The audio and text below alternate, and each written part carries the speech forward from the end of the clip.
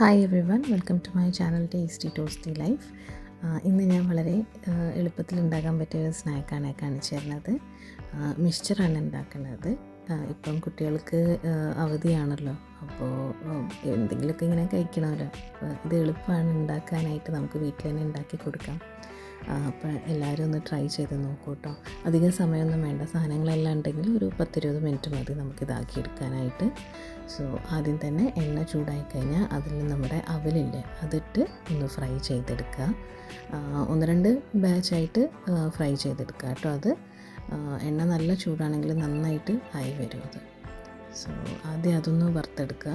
പിന്നെ അതിലേക്ക് ഈ അവൽ വറുത്തുകൊണ്ട് തന്നെ ആ എണ്ണേൻ്റെ കളറ് മാറും, അതായത് ഒരു ബ്രൗൺ ഇത് വരും.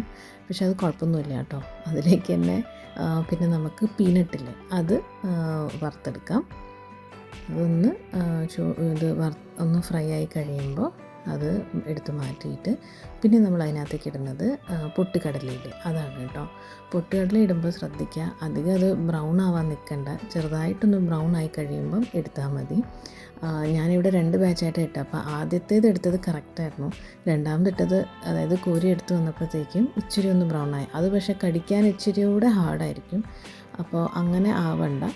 ഈ ഞാൻ ഫസ്റ്റ് എടുത്ത ആ ഒരു ലൈറ്റ് ബ്രൗൺ ആകുമ്പോൾ എടുത്തോളൂ. ഇനി നമുക്ക് കരിവേപ്പിലയും കൂടി ഒന്ന് ഫ്രൈ ചെയ്തെടുക്കാം കേട്ടോ. കരിവേപ്പില ഫ്രൈ ചെയ്യുമ്പോൾ ശ്രദ്ധിക്കുക, അത് സ്പട്ടർ ചെയ്യും. അപ്പോൾ ശ്രദ്ധിച്ച് ചെയ്യുക കേട്ടോ. പിന്നെ നമുക്കിതെല്ലാം കൂടി ഒന്ന് മിക്സ് ചെയ്യണം നന്നായിട്ട്. അപ്പോൾ അതിലേക്ക് പിന്നെ നമ്മളിടുന്നത് ഉപ്പ്, മഞ്ഞൾപ്പൊടി, മുളക് പൊടി, എരിവ് നിങ്ങളുടെ ആവശ്യത്തിന് കേട്ടോ. പിന്നെ ഒരിച്ചിരി കായത്തിൻ്റെ പൊടിയും കൂടെ ഇട്ട് കഴിഞ്ഞാൽ നമുക്കിതെല്ലാം നന്നായിട്ടൊന്ന് മിക്സ് ചെയ്തെടുക്കാം. ഈ വീഡിയോ ഇഷ്ടപ്പെട്ട വീഡിയോ ലൈക്ക് ചെയ്യുക, എല്ലാവരുടെയും കൂടെ ഷെയർ ചെയ്യുക. അതേപോലെ എൻ്റെ ചാനലും സബ്സ്ക്രൈബ് ചെയ്യണം കേട്ടോ. Thank you so much for watching.